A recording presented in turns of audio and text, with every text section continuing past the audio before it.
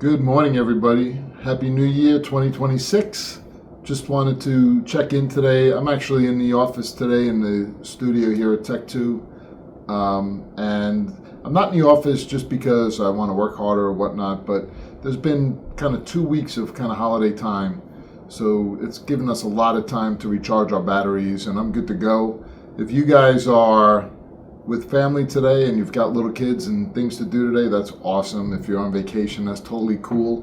But if you are like me and you're in the office today, I just want to give you some things that you could do so that you can get the most out of the day without calling people. People obviously don't want calls or emails today or whatnot, but there's a lot of things you can do to get yourself ready for a great 2026 and take advantage of kind of this slow downtime, recharge your energy day.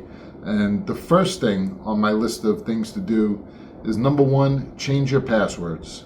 So all of the cybersecurity chats that I give, I tell everybody, change your passwords, get rid of that password that has your child's name or your dog's name and somebody's birthday or the numbers from your address, and then you throw a hashtag or a pound sign or an exclamation point at the end of it.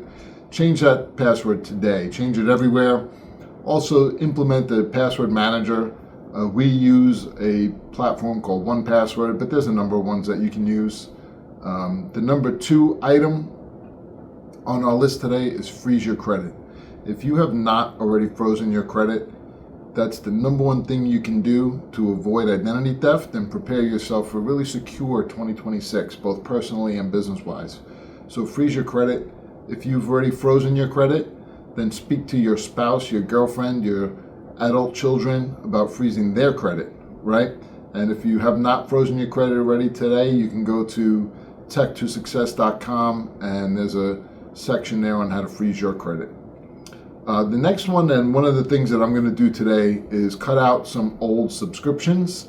So for example, we've got a subscription that we signed up with when we bought our car a number of years ago, and it's for Sirius Satellite Radio. And I have not used the Sirius Satellite Radio since the Android Auto has come into play in my car, and we use Spotify. So I've got the Spotify going on my car every time I get in it. I don't leverage the Sirius Radio at all. So we're going to cut that subscription. I've also got a subscription to ESPN Plus that hits my credit card every month, and I don't use that either. We bought it one time because we wanted to watch a UFC fight when we had friends over, and it's been hitting my credit card for $11 a month. But right there alone is probably $35, $40 a month. I'm sure that there's hundreds of dollars a month that I can cut, and I'm going to go through my credit card statement, circle some of those subscriptions that maybe don't work for me or even for the business, and save a few hundred or a few $1,000s in 2026. Also, the good time today to clean out your inbox, get all those emails that you don't need, set up the archiving rules to go send emails directly to folders or junk them, unsubscribe from some of those lists that you don't need the emails from. Set yourself up so that in 2026 you spend less time sifting through the garbage, well, not even the garbage, but the things that you don't need to see, in order to get to the meat and potatoes and the emails that you need to take action on. So spend a little time today cleaning up that inbox, unsubscribe, set some rules to move some things out of the inbox immediately, and set yourself up for a nice, efficient inbox in 2026. The next item that I think everybody can do today is create your master task list, or refresh it if you already do.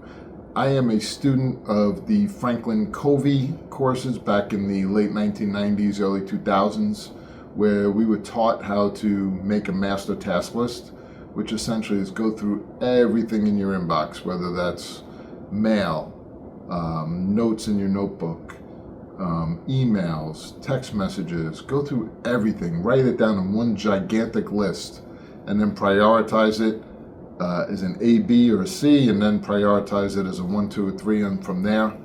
And set yourself up. I don't know if anybody's seen that video with the big rocks, small rocks, then smaller rocks, then sand, and the way to manage your time is to put the big rocks first and then schedule everything else around that. So if you don't have that set up in your daily time management, certainly set yourself up for a good master task list, and then you can check down those lists. And that master task list for me is just like a living organism that's always being refreshed and updated and filled and checked off and moved and migrated. So if you're not doing that today, maybe look up some videos on how to create a master task list. The next item that I'm going to do is review our 2026 plan for the company.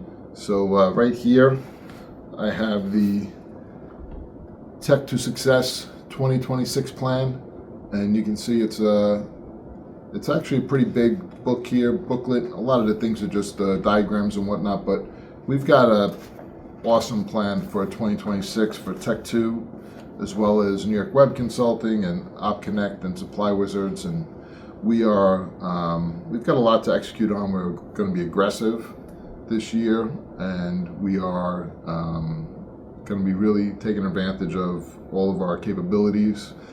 As you can see, one of the capabilities that is not on our skill set is taking care of plants, as we've received this lovely poinsettia plant, and it's not lasting, so I guess it's a remnants of the season is just about over. So don't hire us to keep your plants alive, but certainly all of your technology and operational efficiency needs, we're your team for that.